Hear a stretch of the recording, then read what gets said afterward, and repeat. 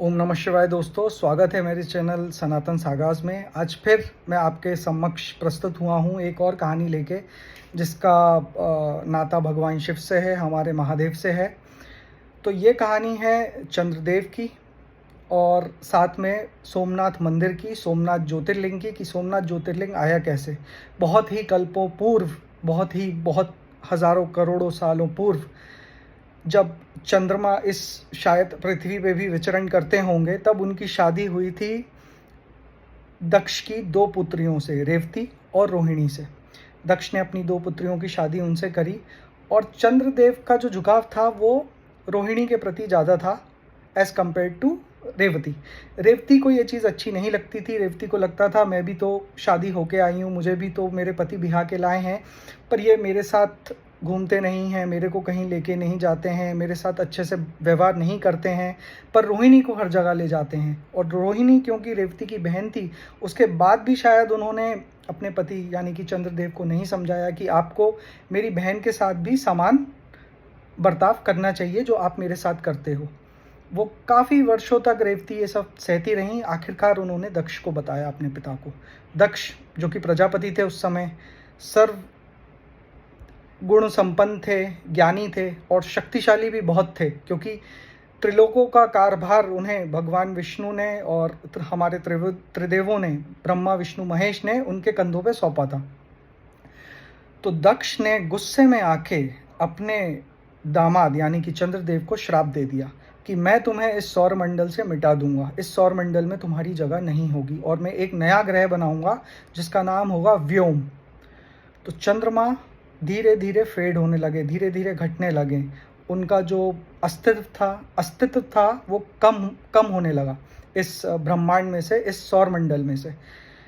तो उन्हें किसी ने बताया, वो बहुत परेशान हुए। उन्हें किसी ने बताया कि आप भगवान शिव की तपस्या करें, यदि भगवान शिव प्रसन्न हो गए तो वो आपको बचा लेंगे, उनके अतिरिक्त कोई आपको बचा नहीं सकता।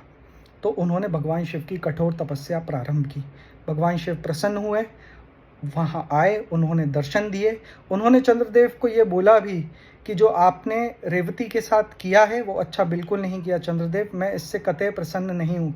लेकिन क्योंकि आप सौरमंडल के ग्रह हैं और आपने मेरी तपस्या करी है, तो मैं आपको वर देने पे बाधित हूँ। लेकिन मैं आपको वर दूंगा, पर जो दक्ष ने आपको श्राप दिया है वो शायद कम नहीं होगा। मैं आपको अपने मस्तक पे धारण कर लूँगा। तो भगवान शिव ने उन्होंने चंद्र को अपने मस्तक पे धारण किया और अभयदान उनको दिया।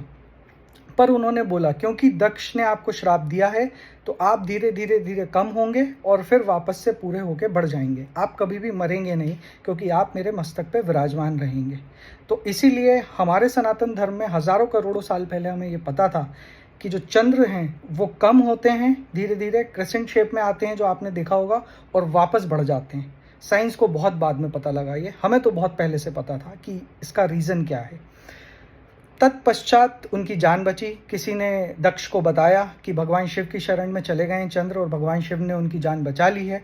और अपने से ही उनका जो ग्रह था व्योम वो नष्ट हो गया, वो ख़त्म हो गया, क्योंकि चंद्रदेव को वापस सौरमंडल में जगह मिल गई। उसके बाद चंद्रदेव एकदम कृतज्ञ हो गए भगवान शिव के, उनके चरणों में गिर के रोने लगे और उन्होंने बोला कि मैं रोहिणी और रेवती दोनों को समानता से रखूँगा, दोनों को खुश रखूँगा और दोनों के साथ एक जैसा व्यवहार करूँगा।